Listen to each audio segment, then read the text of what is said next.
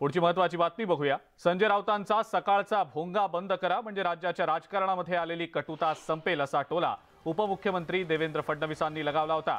यावर सकाळच्या भोंग्याचा त्रास फक्त आम्हालाच नाही तर महाविकास आघाडीमधल्या काँग्रेस आणि राष्ट्रवादीला देखील होऊ लागलाय अशी टीका उद्योगमंत्री उदय सामंतांनी केलेली आहे।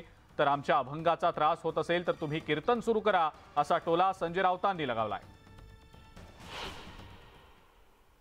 महाराष्ट्राची मागणी आहे की तो जो काही सकाळचा इव्हेंट चालतो तो बंद करावा म्हणजे कटुता संपेल। हे त्याच्यामध्ये काही वावगं नाही आणि कटुता कशा पद्धतीनं वाढू शकते हे फक्त ते त्यांच्या पक्षातलीच म्हणजे आमच्या त्यांच्यातलीच कटुता वाढवतात अशातला भाग नाही।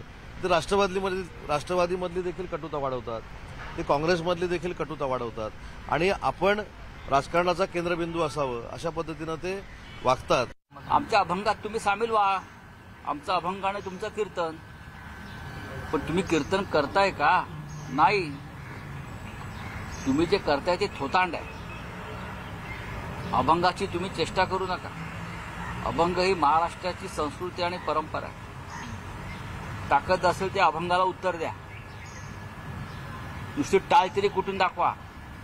तुम्ही फक्त चिपळ्याच वाजवताय बेईमानांच्या। हे महाराष्ट्र बघतोय, तुम्हाला भीती वाटते आमची, तुमच्या पोटात गोळा आलाय आमच्या अभंगामुळे।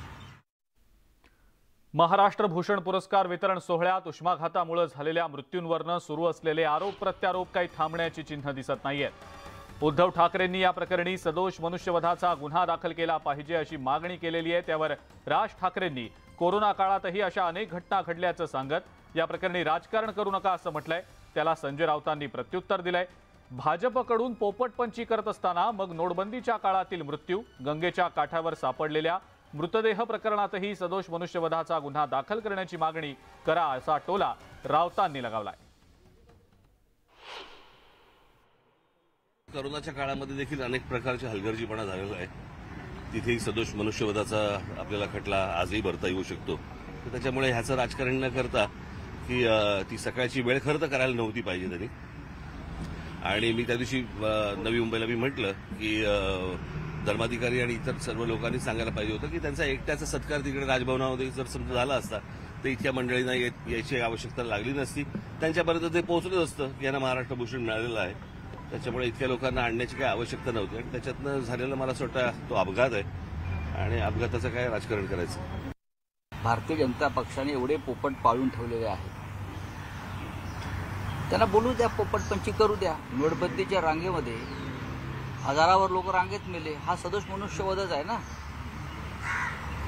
त्याच्यावर सुद्धा त्यांना बोलायला सांगा, या भाजपच्या पोपटांना सांगा ना बोलायला। गुजरातला तर स्मशानात जागा नव्हती, मग गुजरातचे मुख्यमंत्री आणि उत्तर प्रदेशचे मुख्यमंत्री ह्याच्यावर सुद्धा सदोष मनुष्यवधाचा गुन्हा राज ठाकरे यांनी दाखल करण्याची मागणी करायला पाहिजे। कशा करता सगळा कार्यक्रम केला त्याच्यावर बोला।